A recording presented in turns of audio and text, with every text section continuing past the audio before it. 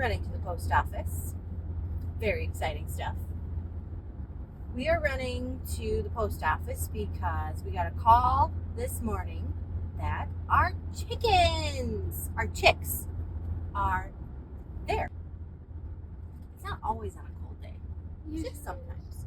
It's actually going to be fairly nice, but we do have a chance of snow again. But we'll get to that later. So we are on our way to the post office. Woke up this morning. I should have gotten the brooder prepared this weekend. I didn't, so I rushed. But we have a system. I got it cleaned out. The only thing I have to grab when we get home is the pine bedding from the barn. Bring that in along with some food that would be important. And they will have a beautiful roasty toasty little home in their brooder until they get big enough where I can transfer them outside. The same thing I did with the chicks that we had hatched from eggs, but this time we are getting them from a hatchery, which I believe is in Iowa. Oh, I hope it is. Hopefully I'm not wrong. But this is our first time trying Murray McMurray Hatchery, so really excited about that. And we have roughly 50 chicks waiting for us in probably about 2 boxes. They come very humanely packaged. This is a very normal thing to order chicks in the mail, by the way. They shipped last night. They spent, all that good stuff. So they're good. Usually they're all alive. I can't say that all of them are going to be alive, but usually they're all alive. Even if you hatch eggs at home or have chicks at home, a portion of them don't survive. So nothing abnormal here for the modern day homestead, at least. So here we are, driving on this beautiful 15-degree Fahrenheit weather morning. It's not bad, actually. I'm just in a vest. I've got my coffee and my sidekick, and we are going to have a fantastic day. I've got some homeschooling to do when we get home. After we get the chicks settled, get brunch in town at a new cafe that we've always wanted to try, so that will also be fun. And it's going to be another eventful day as mom and farmer and teacher and all the above. Right, Anime? She's shaking. They're the babies. Can I have a tiny peek? Go ahead, tiny peek. They're so cute.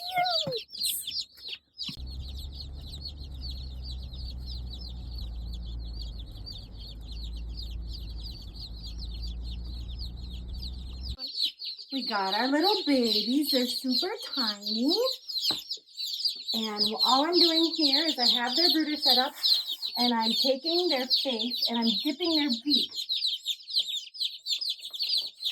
so they know this one wants to stay in my hand. And one by one,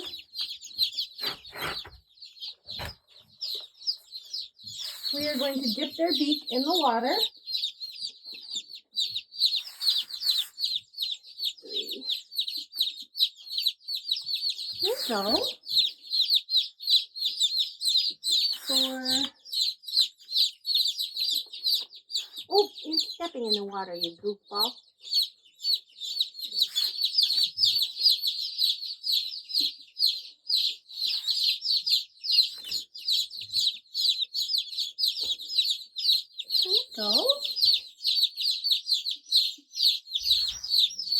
6.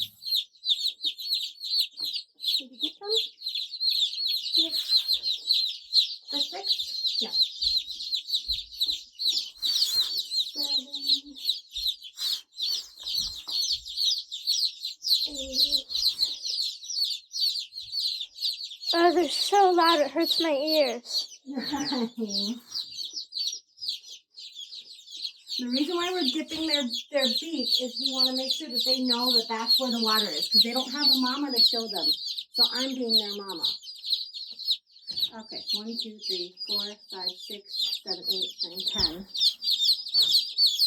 11.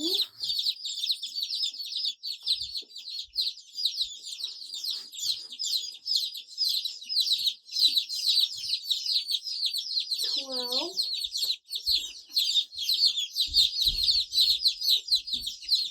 13. 14.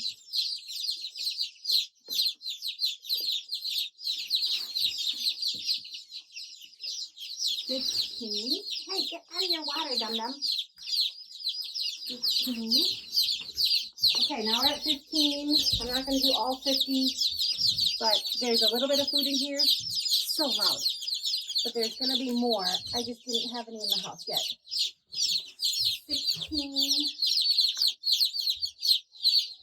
And the other thing, guys, that I did with this water is I put a little bit of apple cider vinegar in here and a little bit of molasses to kind of give them a good electrolyte boost.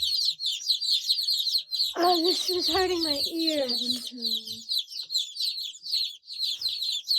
You can turn it off. 50 babies.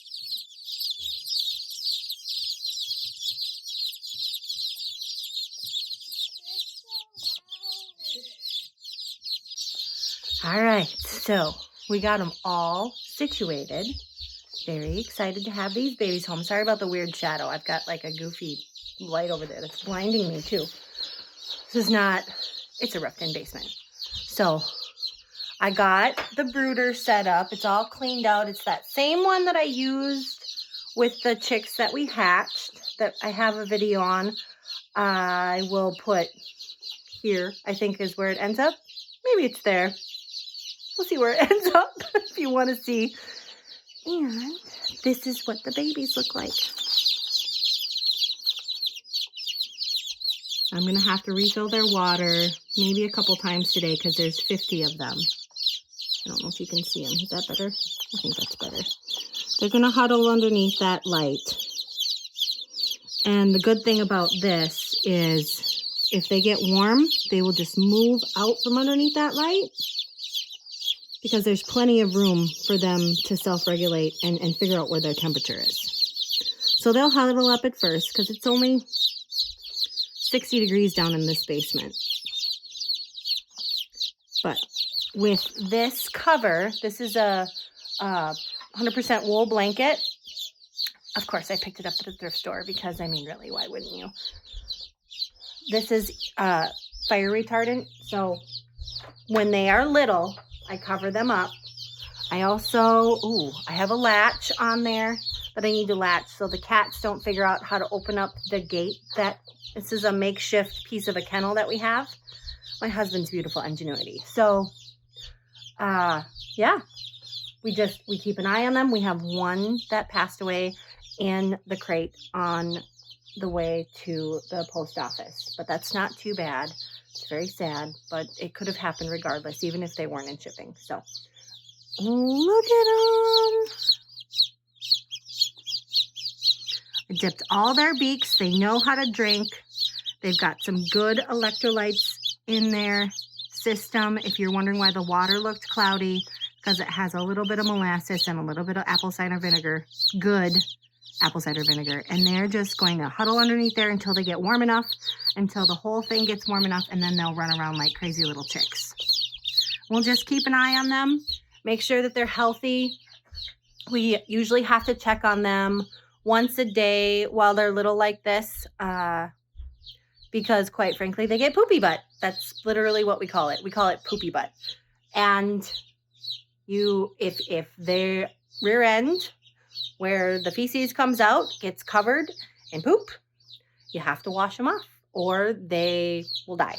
So we do that. We didn't have any problem, knock on wood, with any of the hatched ones that we did. I don't know if that's just a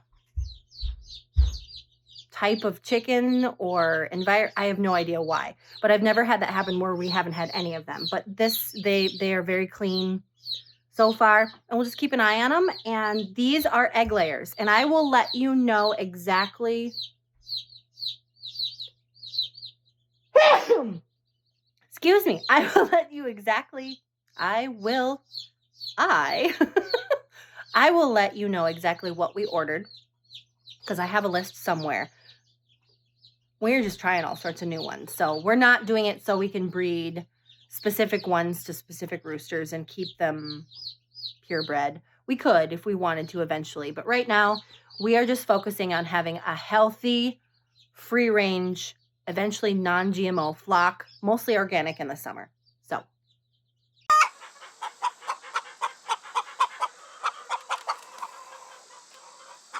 thank you so much for joining. Have a blessed day.